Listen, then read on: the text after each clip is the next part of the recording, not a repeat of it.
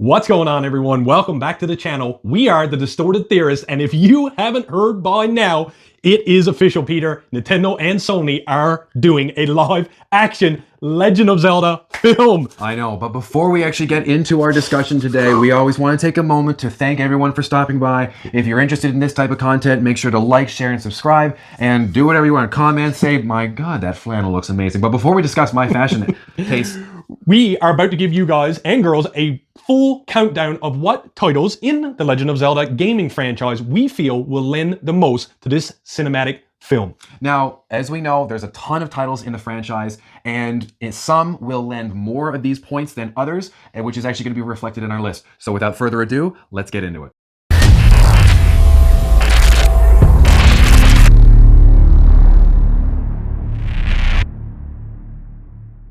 Coming in at number 12, Four Swords Adventure, and Triforce Heroes. These games all have one thing in common, a would-be multitude of links on screen, and unfortunately, we are trying to create an audience, not confuse one. We know this initial film will be used to introduce its viewers to the main protagonist Link, his companions, and their world. Therefore, we assume studios wouldn't be foolish enough to perplex audiences with multiple iterations of our hero on screen this early. We'll be lucky if we get to see a Shadow Link on screen, let alone 3 or 4 of one. Four Swords and Four Swords Adventures are also 2 of the shortest games in the franchise, leaving little to draw on to make a compelling film that viewers will care about. And as these stories take place mid-timeline, introducing baddies that we should already know and care about would be too time-consuming or would ultimately end up feeling rushed and lackluster. Triforce Heroes not only deals with much of the previous same issues, but maybe tenfold when having to rely on an even lesser-known evil such as Lady Maud. She would simply be overshadowed by the primary villain Ganon, who, let's face it, we'd all be paying to see. Not every title can be a hit, and it's for those exact reasons that these games collectively fall last on our list.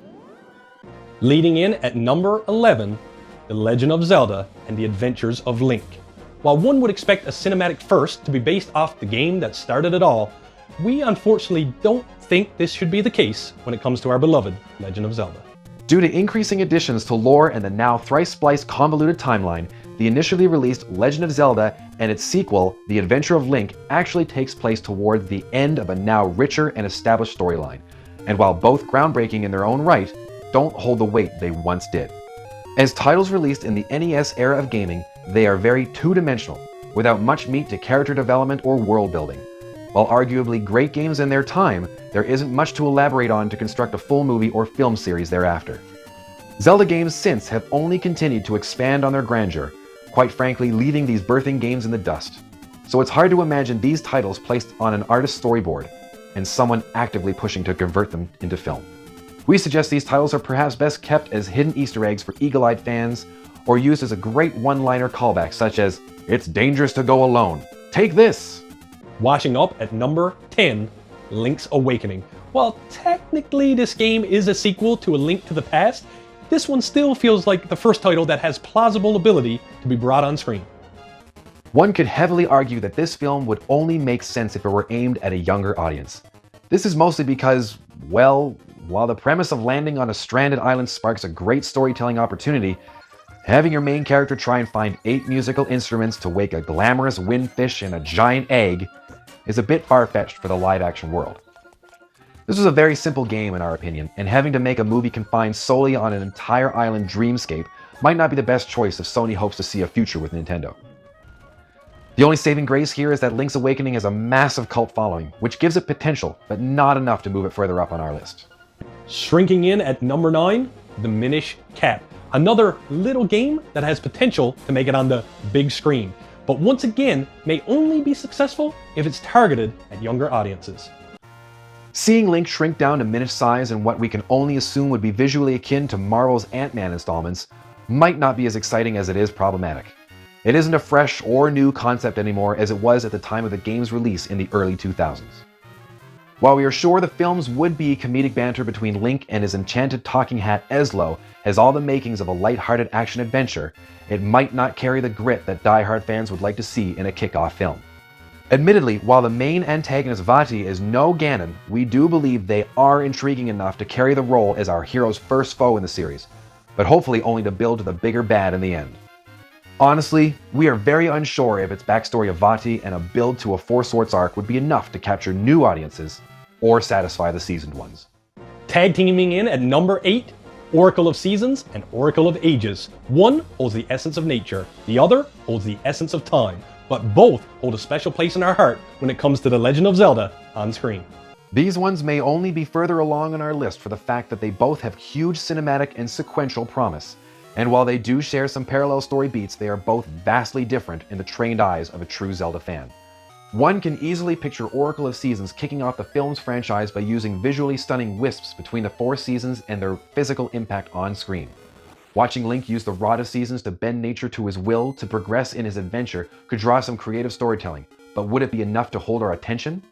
In its conclusion, the ending of the film could bleed seamlessly into Oracle of Ages, which cinematically could be quite the experience when dealing with the passage of time.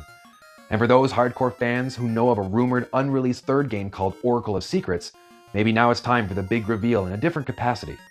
The games do boast a possible climactic boss battle ending with the nefarious Twin Rova, which fans know ultimately leads to the cliff-hanging revival of Ganon. And, as the only ever Zelda games to release simultaneously, who's to say the film studio doesn't film two movies at the same time and release them the same day, making us all head to the cinemas for a double feature. Gliding in at number 7, Breath of the Wild and Tears of the Kingdom. As Game of the Year in 2017, Breath of the Wild has cemented its legacy, almost guaranteeing that it would be a hit at the global box office. Almost certain to open with its war-torn Calamity backstory, bleeding into the awakening of our hero Link in the desolate future, it would make perfect cinematic sense to capitalize on such a rich history. To also give credit where it's due, this is possibly the most likely version of Hyrule we will ever see in theaters. With its sprawling landscapes and multifaceted biomes, each provides a unique challenge for our hero, allowing audiences to follow Link as he traverses a vast wasteland in search of four divine beasts with the intent to stop a resurrecting Ganon, has all the elements to make a stunning visual and on-screen spectacle.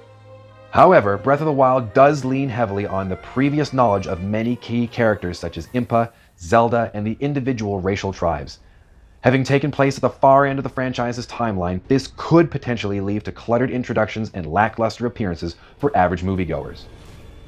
Coupled with the fact that its sequel, Tears of the Kingdom, deals generally with the same landscape and previously mentioned historical problems, these films may be best suited for a future release, not necessarily to kick off the film franchise quite yet.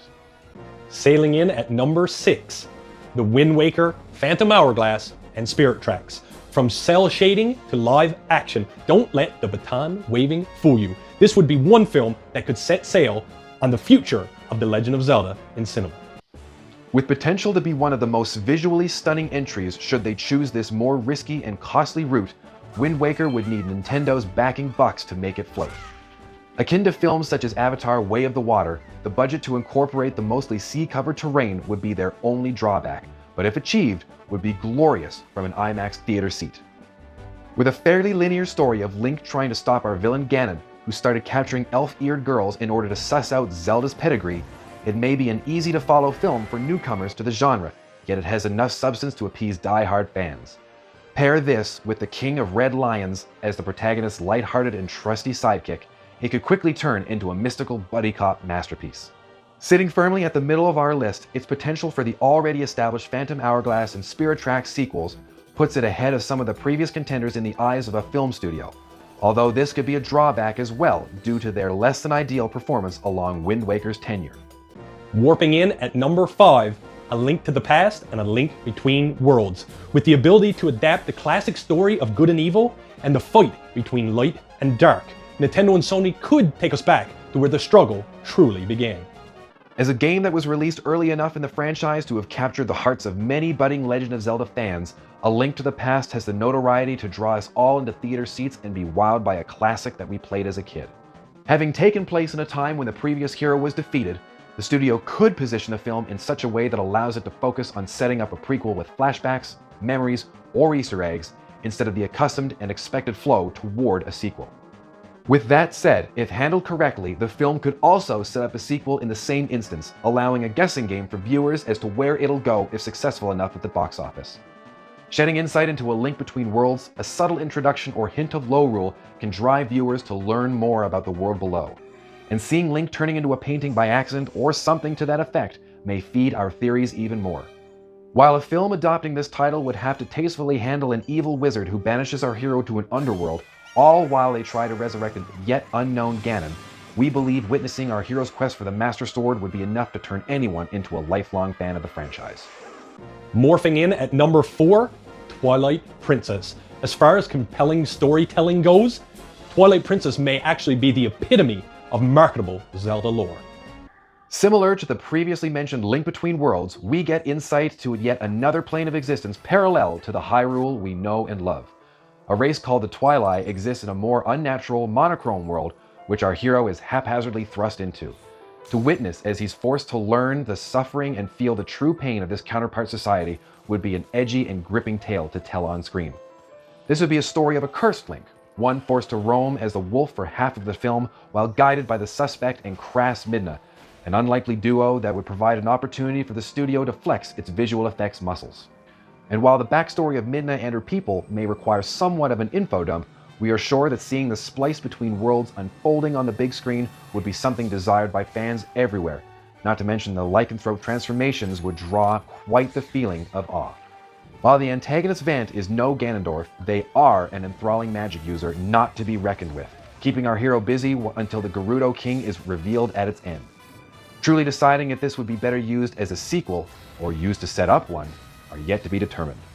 Cycling in at number 3, Majora's Mask. While one could argue that starting a franchise with an in-game sequel might not be the smartest route, we firmly believe that this title has enough of a cult following to lead the charge. The ability to introduce our titular hero and flesh out a small town of Termina with its many NPCs, all while the perpetually nearing moon looms overhead, is something we as fans can only geek out over. The time limit that serves as a motivation for our protagonist could be wildly successful, especially if the studio chose to give the audience a glimpse of a fabricated, destructive ending should the hero fail. Only then to have us, the viewers, witness the hero rise to change fate. Juggling multiple masks, personalities, and transformations could be stimulating story-wise for newcomers and old, with cinematics akin to Jim Carrey's The Mask. Allowing us to get to know Link while also fleshing out some of the races and their troubles could create a masterful storytelling opportunity and invest us into why it matters that Link succeeds in his journey. The only caveat, no doubt, is the final act's introduction of deities and guardians, which may fall flat on those who haven't played the game. It also may be too cinematically dark for younger audiences, depending on where the studio wishes to take it. Although we won't lie, seeing a fierce deity Link transformation on screen would be badass. Plummeting in at number 2, Skyward Sword. Chronologically, Skyward Sword takes place at the beginning of the Legend of Zelda timeline, making it only fitting that the studio would choose this as its flagship film. Boasting a vibrant setting of islands in the heavens known as Skyloft, we would be introduced to our heroes Link and Zelda at their coming of age, and the fate that awaits them from the goddess Hylia. But with looming danger down below on the surface world, the moment our heroes would plummet through the clouds can already be envisioned as a cinematically spectacular moment, both breathtaking for fans of the series and a terrifying surprise for newcomers. Following Link as he tries to keep the imprisoned at bay, deal with his menacing rival Giram, all while trying to prevent the return of Demise, would be utterly enthralling for any moviegoer. Following our hero as he battles through an underwater forest and keeping up while he shifts time in the sands of Lanayru would be a wild ride from a theater seat. Sprinkle in flying loftwings, the comedic likes of Goose's troop, and the clumsily portrayed Kiwi race, we would expect the on-screen chemistry to hit all the right beats for the whole family from start to finish. Awakening at our top spot, number 1, Ocarina of Time. From its innocent beginnings to its captivating NPCs, from its dastardly villains to its plethora of legendary weaponry, it is a surprise to few that the Ocarina of Time easily takes the top spot in our countdown. Imagining a Legend of Zelda film that doesn't draw its inspiration from this game is almost absurd, given its legacy and notoriety among gamers everywhere. It is arguably one of, if not the, classic Zelda story that fans would identify with. As a game that laid the foundation for the world of Hyrule we know today, seeing this adapted onto the big screen would be an inner child's dream. Imagine the cinematography of its lush labyrinthian woods, or the heart-pounding bellows of its raging volcanic death mountain. Consider the immersion of seeing our hero trudging through the literal belly of a whale, or the grotesque moans as he traverses a re-dead infested village or cemetery. The game's unique and idolized temples would surely captivate audiences of all ages, creating new fans while appeasing the old. With its cascade of color palettes and what one could only assume to be the symphonic score we have all dreamed of, producers would be hard-pressed not to acknowledge this game as a primary influence. While the game itself may not be one of the longest, if handled correctly, we firmly believe it could easily be broken into a proper trilogy. The Ocarina of Time, the Temple of Time, and the Hero of Time are just our proposed ideas, if you're listening, Nintendo. The juxtaposition of allowing multiple actors to shine in the role of younger and older versions of the same character would be enthralling, linear, and refreshing. And seeing those different iterations of said characters interact with the Gerudo Prince of Darkness, Ganondorf, would leave us all frothing at the mouth.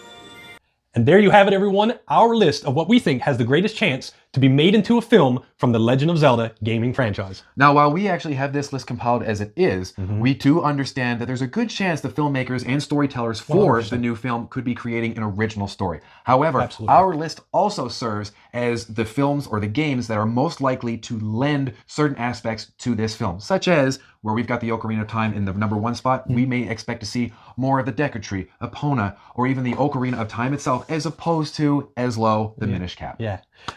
As always, guys, feel free to jump in the comment section and let us know what you think the order of likeliness that they're going to make a film based on one of the games. Maybe your list matches ours, or maybe you have an entirely new one yourself. And as always, make sure you hit that subscribe button, hit that like button, so you can stay tuned to future stuff that we cover on the Legend of Zelda film. And with that, I am the Real Jussie. I'm Peter Parkour, and like we always say around here, Keep it real.